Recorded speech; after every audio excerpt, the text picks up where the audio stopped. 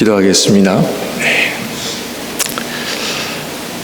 말씀이 육신이 되어 우리 가운데 거하시고 죽은 우리를 말씀으로 살리신 예수 그리스도를 다시 한번 찬양하며 또 모든 영광을 올려드립니다. 하나님, 이 시간 우리의 믿음이 살았는지 죽어 있는지 점검하게 하시고 현상에 따라 신앙생활하는 자들이 아니라 말씀 붙잡고 하나님 붙잡고 믿음으로 살아가게 하옵소서. 내가 원하는 삶보다 힘들더라도 진리를 따르며 내가 좋은 삶보다도 성령의 충만한 삶을 살아가게 하옵소서. 이 몸된 교회 안에 하나님의 영광으로 가득하게 하시고 성령의 충만함을 이 시간에도 내려 주옵소서. 예수님 이름으로 기도합니다. 아멘. 여러분 인생에 있어서 최고의 순간은 언제입니까? 우리가 우리 인생의 최고의 순간을 맞이할 때 우리는 인생에 있어서 최고의 고백을 하게 됩니다. 어떤 분이 열심히 일해서 정성을 다해서 돈을 모아서 드디어 집 하나 마련하면 그는 내가 이제야 집을 하나 마련했다, 그런 감탄적인 고백을 하게 됩니다. 특별히 미국과 캐나다에 사시는 분들 가운데 이 영주권 때문에 적지 않는 어려움이 있습니다.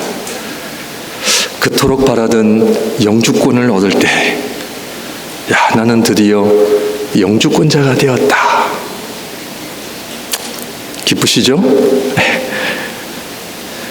그래서 우리는 인생의 어떤 순간이 가장 최고의 순간인지, 그리고 내가 살아가면서 내 인생에 어떤 최고의 고백을 하는지, 그것이 바로 내가 어떻게 살고 있는지를 드러내 줍니다. 우리가 잘 아는 바울은 그리스도를 만나고 자신의 인생이 180도 바뀐 삶을 살았습니다. 그래서 바울은 자신의 인생에 있어서 최고의 순간, 최고의 고백을 어떻게 고백하는지 아십니까? 디모데전서 1장 15절 말씀 다 같이 읽을까요? 시작. 미쁘다 모든 사람이 받을 만한 이 말이요, 그리스도 예수께서 죄인을 구원하시려고 세상에 임하셨다 하였도다. 죄인 중에 내가 괴순이라. 바울은 자기 인생의 최고의 고백은 예수 그리스도께서 나를 구원하시려고 이 땅에 임하셨다. 사도 요한은 어떻게 고백하는지 아십니까? 사도 요한복음은 무척 길지만 사도 요한은 한 구절이 자신의 인생의 최고의 고백입니다. 요한복음 1장 14절입니다. 같이 읽을까요? 시작. 말씀이 육신이 되어 우리 가운데 거하심에 우리가 그의 영광을 보니 아버지의 독생자의 영광이요 은혜와 진리가 충만하더라. 최고의 기쁨은요, 하나님의 영광을 보는 거예요. 하나님 앞에 기도하는 가운데 하나님, 이 부족한 자가 언제까지 이 부족한 자가 이 목회자가 되어서 계속 이 사명을 감당해야 되겠습니까? 제가 다른 의도가 있는 것이 아니라 제 자신이 부족하기 때문에 하나님, 이 부족한 자를 이렇게 목회자로 세워주셔서 제가 감당이 안 됩니다. 그런데 하나님께서 요한복음 1장 14절 말씀을 주시는 거예요. 네가 부족하든 부족하지 않든 내가 너에게 지금까지 무엇을 보여줬느냐? 하나님의 영광인 거예요. 얼마나 감사한지. 목양교회가 작든 크든 중요한 것이 아니라 지금까지 이 교회에 하나님의 영광을 내가 너희들에게 보여주지 않았느냐? 눈물이 나는 거예요.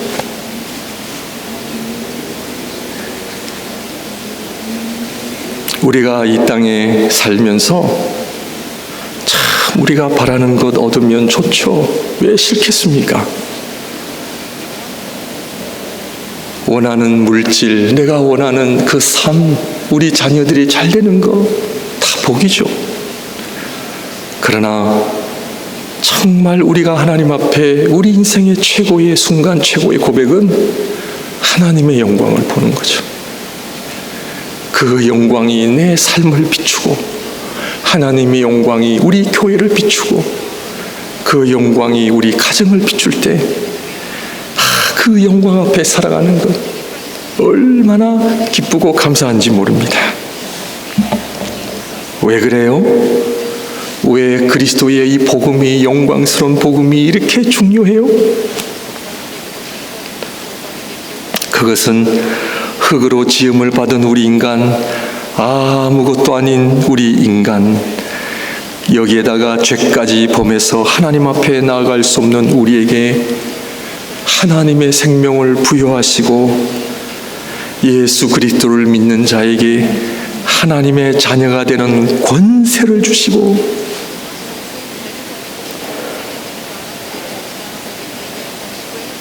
이 엄청난 하나님의 생명 우리에게 주시기 위함인 줄 믿습니다.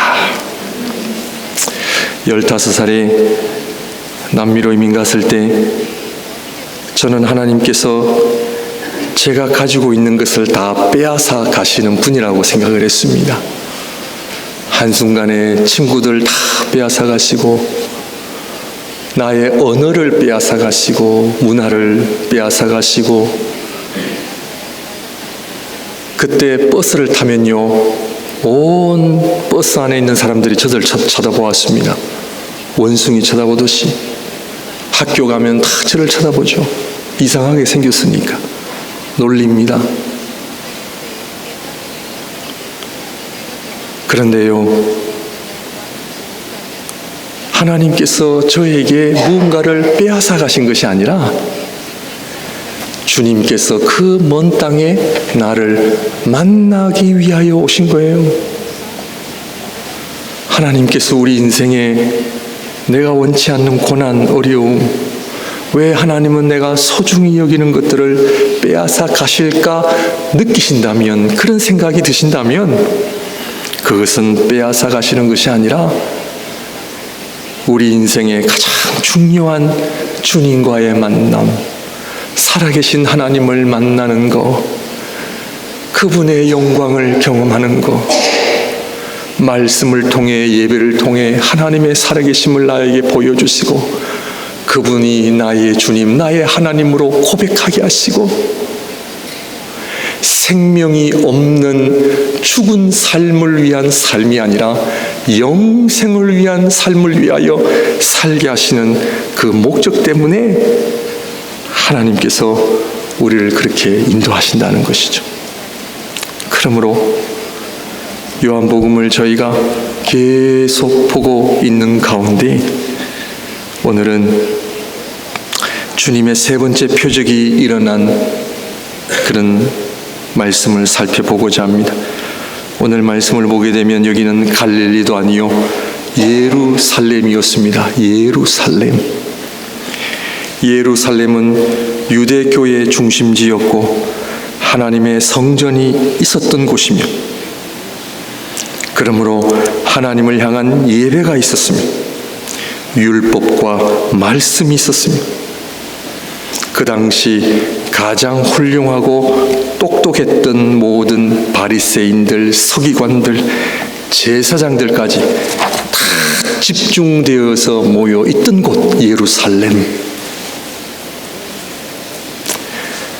이 예루살렘이야말로 인간으로 오신 예수 그리스도를 제일 먼저 영접하고 하나님께 감사와 영광을 돌려드려야 했음에도 불구하고 그렇지 않았습니다.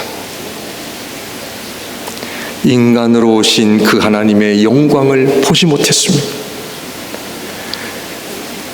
오히려 예수 그리스도를 거부하고 오늘 5장에서부터 벌써 예수 그리스도를 죽이려고 음모를 꾸미기 시작합니다.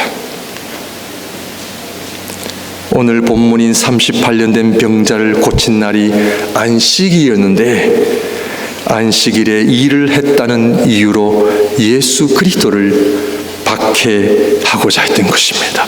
이런 모순, 이런 아이러니가 일어나고 있습니다. 어디에서? 예루살렘에서. 요한복음 5장 16절에서 18절 말씀을 보시게 되면 그러므로 안식일에 이러한 일을 행하신다 하여 유대인들이 예수를 박해하게 된지라.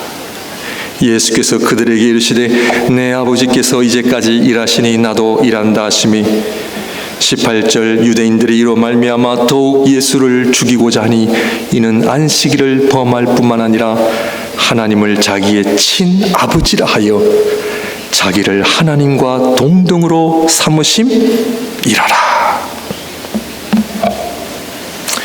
갈릴리와 사마리아에서는 예수 그리스도로 인하여 믿음의 역사와 하나님의 생명의 역사가 일어났지만 예루살렘은 예수 그리스도를 배척하고 심지어 죽이기까지 하려고 했던 사람들의 죄상이 드러나고 있습니다. 똑같은 진리를 들어도 한 사람은 은혜를 받고 한 사람은 거부합니다. 똑같은 예배의 자리에서도 살아계신 하나님을 경험하는 일이 일어나는가 하면 어떤 사람에게는 아무런 의미도 없는 시간, 그저 그냥 마당만 밟고 가는 그런 시간으로 일어나고 있습니다. 똑같은 복음 앞에, 똑같은 하나님의 말씀 앞에 하나님의 생명의 역사가 일어나는가 하면 반대로 배척하고 거부하는 일이 일어납니다. 왜 그럴까요? 우리 인간적인 마음으로는 모든 사람이 하나님 말씀 앞에 아멘하며 하나님이 주시는 하나님의 생명을 부여받음으로 하나님의 자녀되는 권세를 누리면 얼마나 좋을까요? 그런데 세상은 그렇지가 않습니다. 복음서에 보게 되면 한 사람은 들림을 받고 한 사람은 버림을 받고 양과 염소의 비유를 통하여 양은 구원을 받고 염소는 심판을 받고 왜 이러한 일들이 일어난다 생각하십니까? 간절히 바라기는 우리 목양의 모든 성도님들은 전부 다 하나님의 생명의 역사를 경험하시기를 주님의 이름으로 축원드립니다. 그런데 왜 한 사람은 은혜를 받고 한 사람은 은혜를 받지 못할까요? 왜 한 사람은 아멘 하는데 다른 사람은 예수님을 배척하는 일이 일어날까요? 하나님께서는 이 일을 통해 우리에게 경각심을 가지게 하시기 위함입니다. 정신 차리라는 거예요. 그리고 하나님의 영광스러운 복음이 얼마나 소중한지를 알게 하시는 거죠. 여러분, 우리가 하나님 앞에 드리는 예배 말씀 언제나 들을 수 있을 것 같죠? 언제나 은혜 경험할 것 같죠?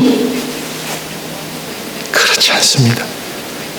하나님이 베푸시는 구원과 은혜의 역사는요, 다 때가 있어요. 그러므로 너희는 구원 받을 만할 때에 구원을 받고 은혜 받을 만한 때에 은혜를 받는 그런 일들이 일어나야 할 줄로 믿습니다. 그렇다면 오늘 요한복음 5장은 요한복음 1장에서 4장까지 일어난 하나님의 생명의 역사와는 반대되는 일들이 오늘 일어나고, 그렇다면 이 요한복음 5장 베데스다 목가에 있는 병든 사람들, 특별히 38년 된 병자의 이야기를 통해 우리에게 주시는 하나님의 교훈이 무엇입니까? 그것은 바로 하나님의 생명의 역사를 방해하는 요소를 우리에게 보여주고 있습니다.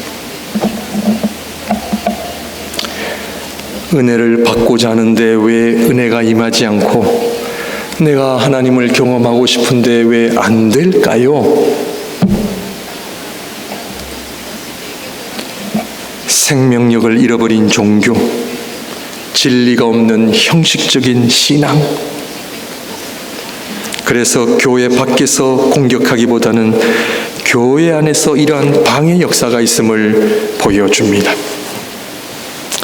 오늘 본문인 예루살렘에 있는 베데스다라는 못에 모인 자들, 많은 병자, 맹인, 다리 저는 사람, 혈기 마른 사람들이 누워있는 모습을, 천사들이 내려와 물이 동할 때 고침을 받는다는 것, 사실일까요? 거짓일까요?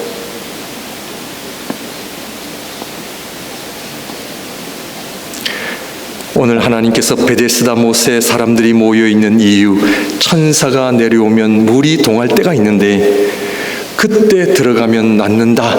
그런데 그것도 1등으로 들어가야 낫는다.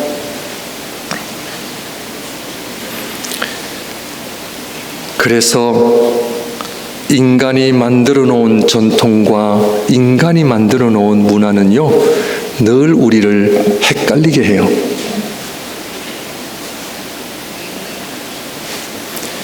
사람들이 만들어 놓은 전통, 생명력이 없는, 겉은 진리처럼 보이지만 진리가 아닌 인간의 형식적인 종교에 인간은 고통을 당할 수밖에 없다는 것을 성경은 우리에게 이야기합니다. 아니, 성경을 모르는 것이 아니라 알아요. 안다니까요. 지식이 있다니까요. 그런데 왜 내 안에 하나님의 생명의 역사가 일어나지 않습니까?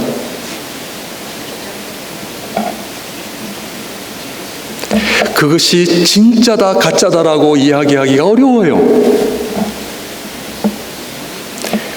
디모데전서 3장 7절에 보게 되면 항상 배우나, 이들은 항상 배우나 진리에 이르지 못한다 했어요. 사람들이 안 배우는 게 아니에요. 배워요. 교회를 다녀요. 말씀도 배운다니까요. 겉은 신앙인이에요. 그러나 진리에 이르지 못한다는 거예요. 하나님의 생명의 역사와는 상관이 없다니까요. 우리의 믿음을 돌아보라는 이야기예요.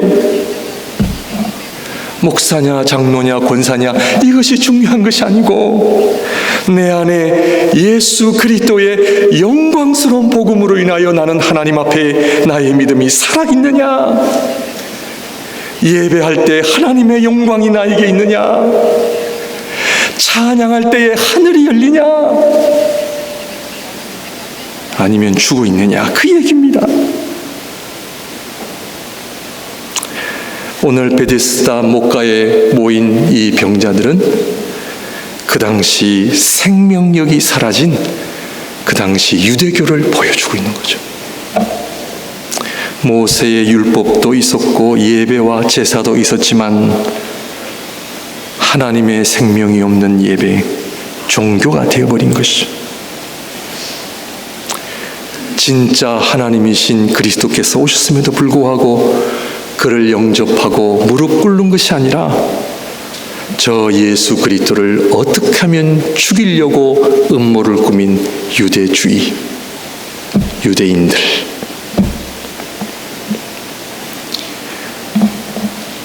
생명력이 없는 종교, 생명력이 없는 신앙 때문에 얼마나 많은 사람들이 베데스다 목가에 모인 사람들처럼 고통과 신음 아래 있음을 우리에게 보여줍니다.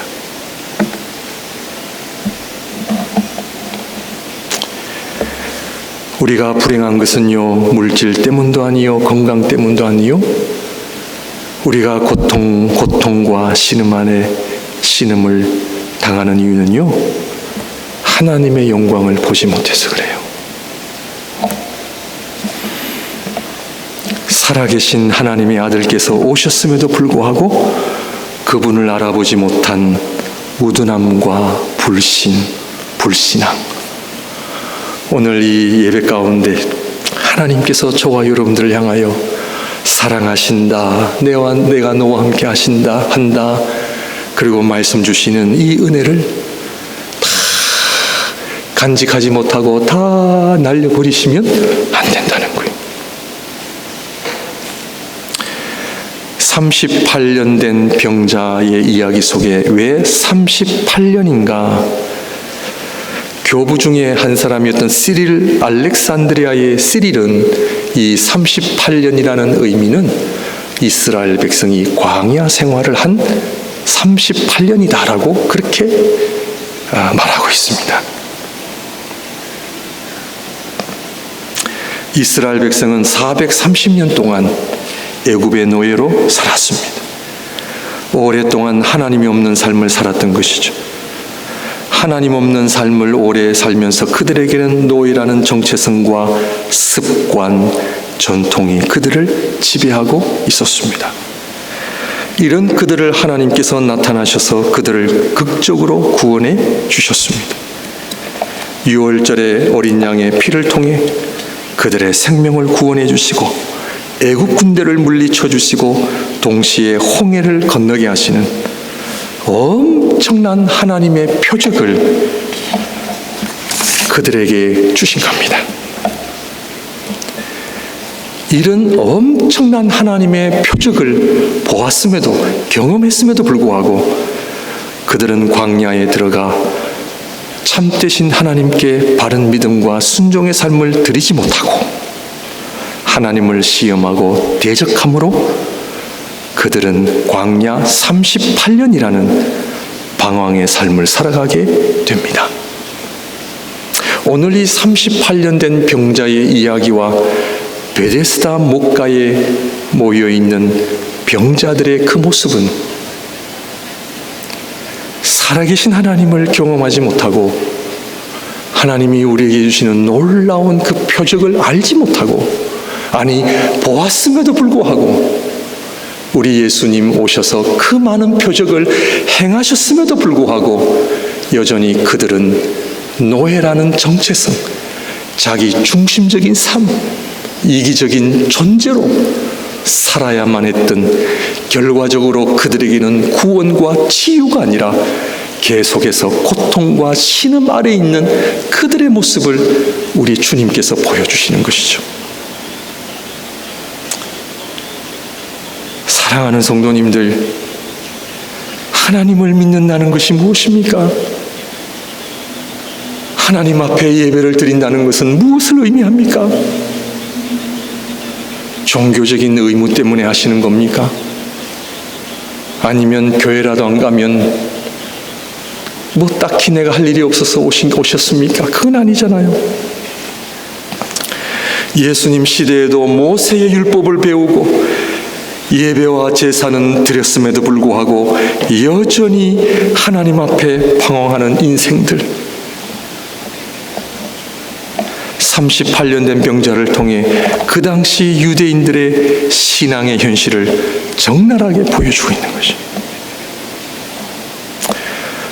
여러분 가운데 아직도 삶의 무게로 인해 고통과 신음 아래 있는 분들 계십니까? 하나님은 살아계시는가? 라고 하는 의심 가운데 계신 분들이 계십니까? 왜 하나님은 내 가정을, 나를 왜 그냥 침묵으로 일관하시는가? 그런 답답함을 갖고 계시는 분 계십니까?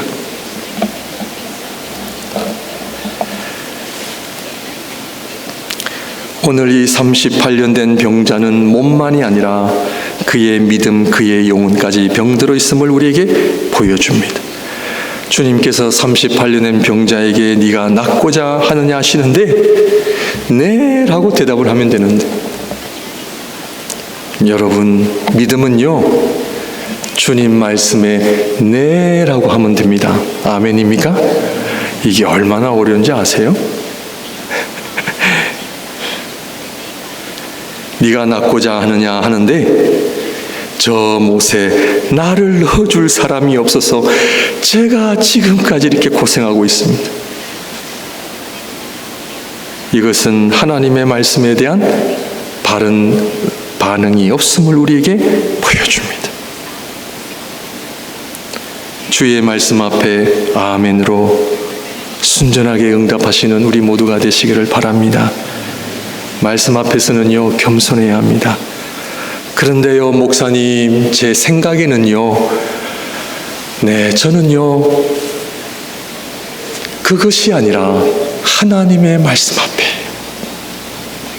저 또한 마찬가지예요.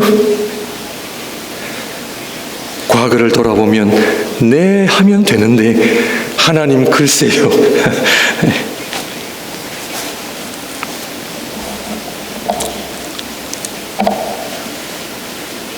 그럼에도 불구하고 우리 주님께서는 잘못된 믿음, 잘못된 신앙생활을 하고 있었던 이 베데스다 목가에 있는 사람들,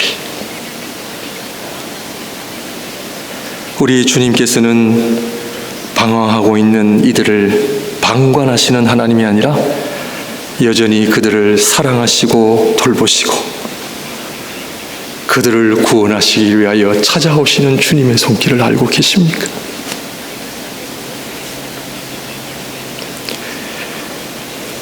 요한복음 1장 14절 말씀이 육신이 되어 우리 가운데 거하심에 우리가 그의 영광을 보니 아버지의 독생자의 영광이요 은혜와 진리가 충만하더라. 그 말씀을 다시 재현하시는 장면이죠. 그것은 영광이 되신 그분이 그 38년 된 병자를 찾아오셨어요. 이게 은혜예요. 내가 하나님 찾아가는 것이 아닙니다. 우리는 찾아갈 수 없습니다. 알 길이 없습니다. 답이 없습니다. 그분이 찾아오셔야만 내가 알 수 있고, 그분이 오셔서 은혜를 주셔야 내가 구원받을 수 있고 치유받을 수가 있습니다. 430년 동안 이스라엘 백성이 고통과 신음 아래 있었던 그들을 우리 하나님 방관하지 아니하시고, 출애굽기 3장 7절 8절 말씀을 보게 되면 여호와께서 이르시되 내가 애굽에 있는 내 백성의 고통을 분명히 보고 그들이 그들의 감독자로 말미암아 부르짖음을 듣고 그 근심을 알고 내가 내려가서 그들을 애굽인의 손에서 건져내고 그들을 그 땅에서 인도하여 아름답고 광대한 땅, 젖과 꿀이 흐르는 땅, 곧 가나안 족속, 헷 족속, 아모리 족속, 브리스 족속, 히위 족속, 여부스 족속의 지방에 데려가려 하노라. 우리 예수님 38년 된 병자에게 찾아오신 것은 그 병을 고치시기 위하여 오실 뿐만 아니라 그 인생을 향한 우리 하나님은 원더풀 플랜, 원더풀 계획, 나의 자녀로 삼으실 뿐만 아니라 영원한 하나님의 나라에 유업을 주시는 그 하나님.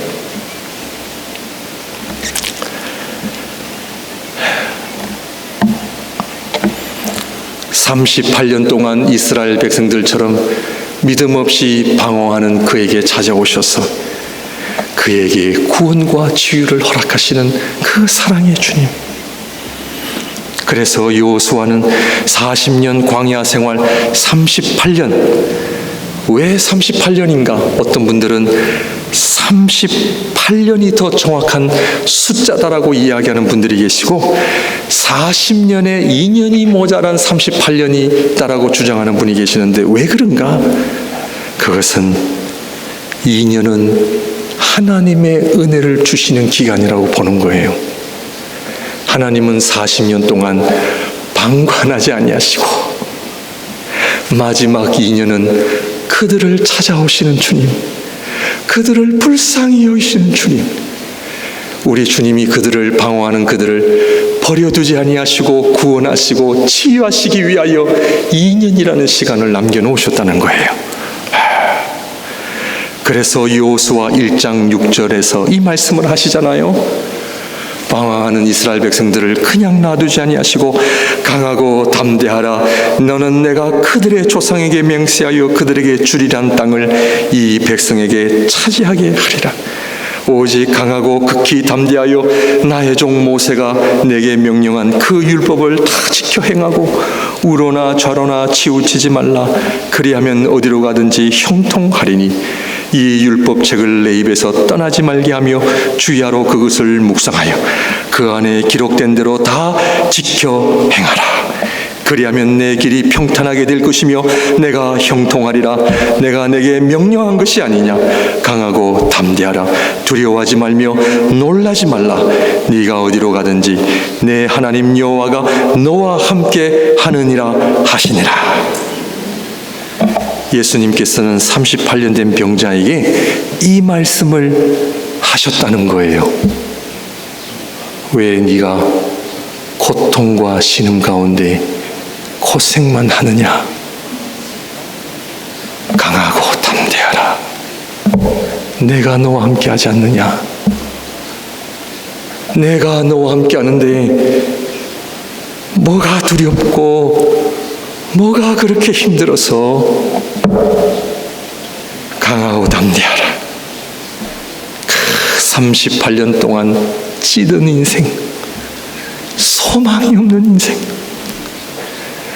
그런 병자를 찾아가셔서 강하고 담대하라. 네가 낫고자 하느냐. 오늘 주님께서 저와 여러분들에게 너희가 낫고자 하느냐. 아멘입니까? 아멘.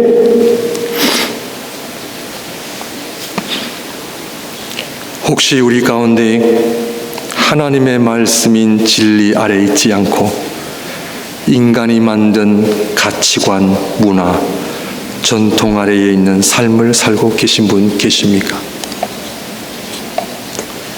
신앙생활하기가 제일 어려우신 분이요. 목사님, 하나님의 말씀 다 이해하는데요.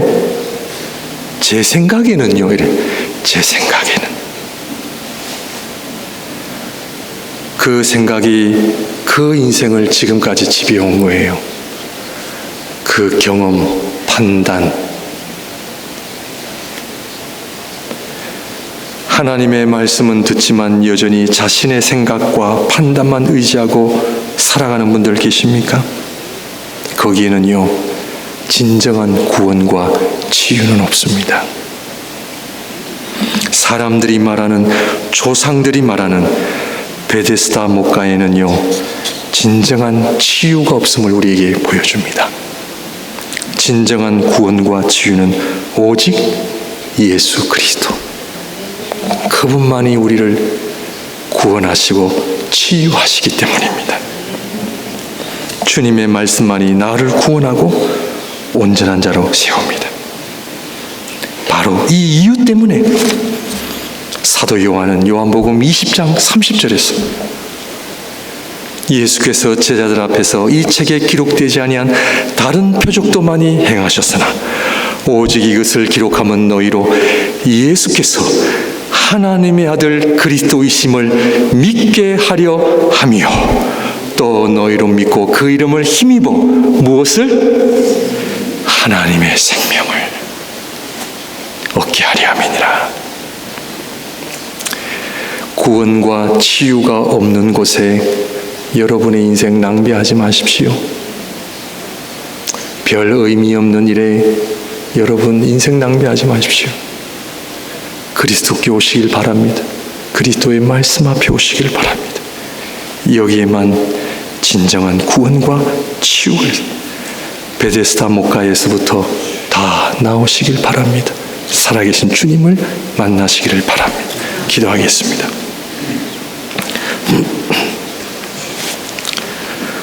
사랑의 주님, 주는 그리스도시요 살아계신 하나님의 아들이십니다.